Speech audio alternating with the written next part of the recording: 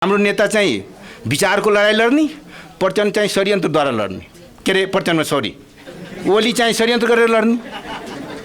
अवसरवादीहरू आएर पनि केही कुरा भन्नु भने हो भनिहाल्नुहुन्छ क्या।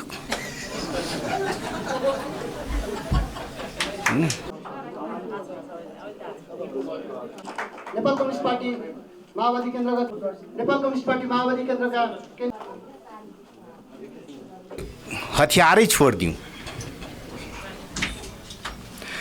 अनि हतियार छोड्दाखेरि हामी सबै दलित नेताहरूले ताली पर्काएर, मधेसी नेताहरूले ताली पर्काएर समर्थन गरिदिउँ।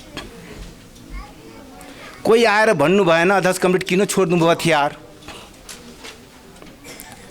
हतियार छोड्दाखेरि ताली पर्काउने, अनि उपलब्धि गुम्यो भनेर प्रचण्डलाई हामीले सबैले मिलेर फेरि गाली गर्ने।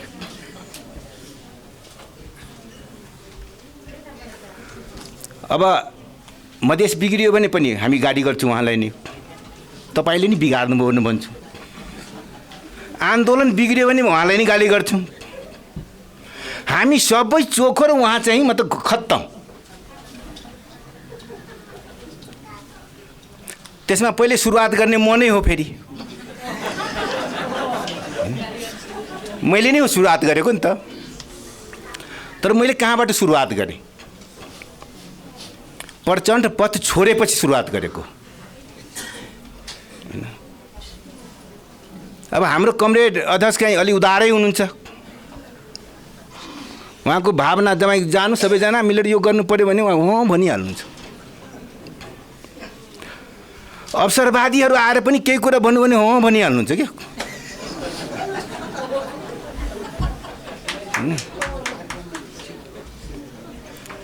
पछाडि बिग्रेपछि हो यो त नभन्नु पर्ने भनिहाले। चिज बिग्रिसकेको हुन्छ हेर्नुहोस्। तर हामी तपाईँहरू फेरि ताली पर्काइदिन्छु त्यसमा पनि के। हाम्रो जुन ताली सोच विचार गरिकन न ताली नपर्काउने जुन हाम्रो छ हैन, त्यो चाहिँ खतरनाक भएको छ क्या आन्दोलनमा। यो गम्भीर विषय हो के मतलब।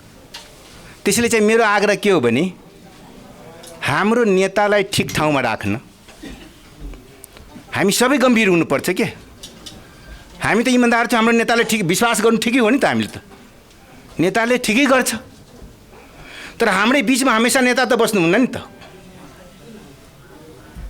हामीभन्दा बढी अवसरवादीहरू जान्छ उहाँनिर, स्वाभाविक पनि हो। यो त जनयुद्ध होइन नि कि हाम्रो घेरा मात्रै बस्नुहुन्छ।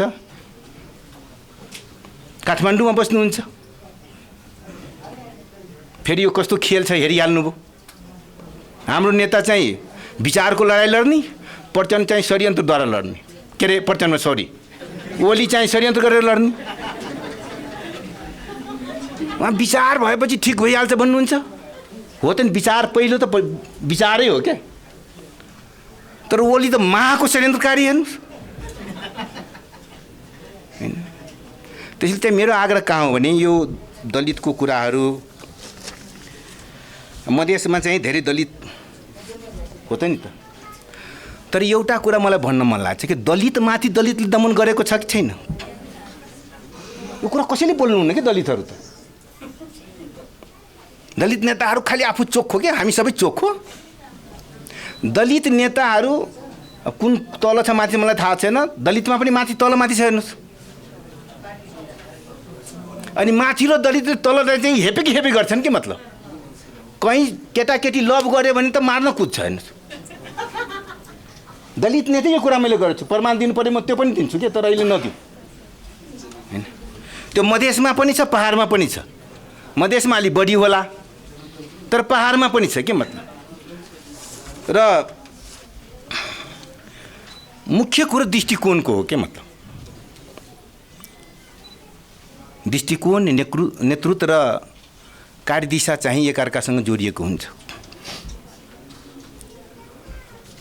नेतृत्व चाहिँ को दृष्टिकोण क्रान्तिकारी भयो भने कार्यदिशा पनि क्रान्तिकारी हुन्छ हेर्नुहोस्।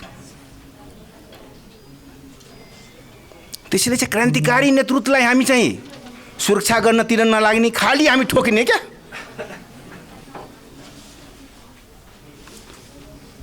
अब अध्यक्ष कमरेडले पनि लाग्दो नि कहिले काहीँ त यति गर्दा पनि सबैले गाली गर्छ बाबा।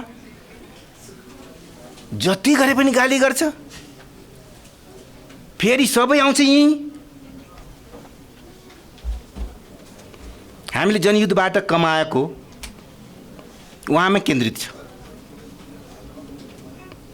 त्यसको विकास गर्ने कि हामी गएर उहाँलाई लुच्ने के मतलब? हामी जम्मै गएर लुचेको तपाईँहरू होइन है, तपाईँहरू होइन हामी जस्ता के मतलब? अलि उहाँ नजिक हुने, तपाईँकै हो कमरेड भन्ने, तपाईँले जे भन्नुहुन्छ त्यही मान्ने, हामी जस्ता मान्छेहरू के मतलब? अनि गएर मेरो यो काम गर्नु भएन म देखाइदिन्छु भनेपछि त्यस्तै अरू पनि गएर भन्छ, अरू पनि गएर भन्छ। अनि उहाँको चेतना के हुने फेरि? किन वस्तुबाट विज्ञानले के भनेछ भने वस्तुबाट चेतना आउने हो। त हामी त्यस्तै मान्छेहरूको घेरा उहाँलाई पार्यो भने उहाँको चेतना के हुन्छ? उहाँले के सोच्ने हो? त्यसैले मेरो आग्रह के हो भने हामी दलित भन्दाखेरि तपाईँ मात्रै, हामी पनि दलितै छौँ कि, मधेसीहरू त झन् दलित के। मधेसीहरू त पहाडिया दलितबाट पनि हेपिएका दलितहरू हो।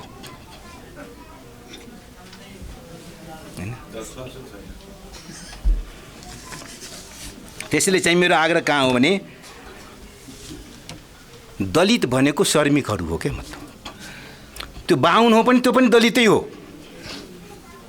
र हाम्रो अध्यक्ष कमरेड म त बाहुनै ठान्दिनँ के मतलब, न पहाडिया ठान्छु। मेरो भित्रदेखि त्यो छ के मतलब। उहाँ आफू पनि श्रम गरेर आउनुभएको छ। मैले त देखेछु, धेरै नजिकबाट देखेछु। उहाँले मतलब श्रम गरेको त देखेको छु नि त। अनि श्रम गर्ने बाहुनै हुन सक्दैन के मतलब। श्रममा ठगेर बस्ने, चाहे त्यो दलित हो, चाहे जनजाति हो, चाहे मधेसी होस्, जोसुकै होस्, श्रम ठग्नेहरू ब्राह्मण हो के, बाहुनवादी हो के मतलब। जो श्रम गर्छ त्यो बाहुन हुँदैन के मतलब। हामी दलितहरू पनि सोचौँ, दलित नेताहरू चिटिक्क परेर श्रम गर्न नपरोस् भनेपछि त दलित हो र? त्यसैले मैले बुझेको दलित भनेको श्रम हो, श्रमिकहरू हो। र हामी श्रमिकहरू मुक्तिको लागि लडिरहेका छौँ।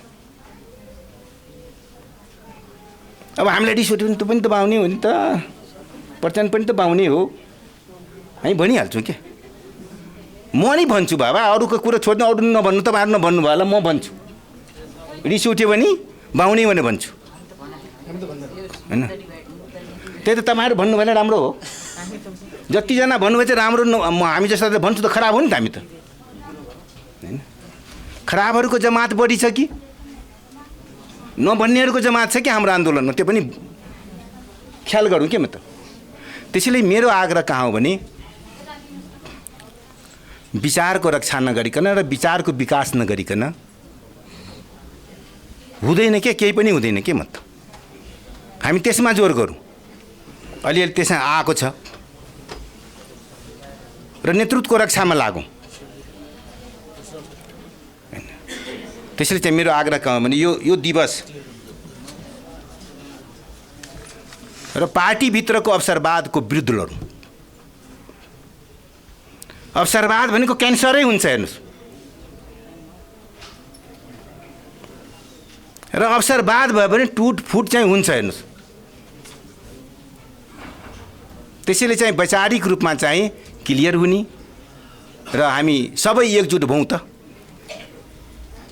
फेरि हामी एकजुट भयो भने र म अध्यक्ष कमरेडलाई के भन्छु भने आफ्नोमा भर परौँ,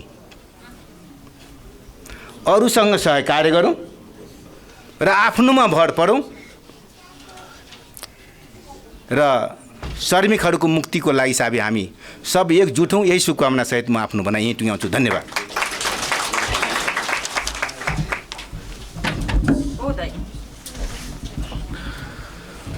धन्यवाद। हाम्रो पार्टी नेकपा माओवादी केन्द्रका स्थायी समिति सदस्य कमरेड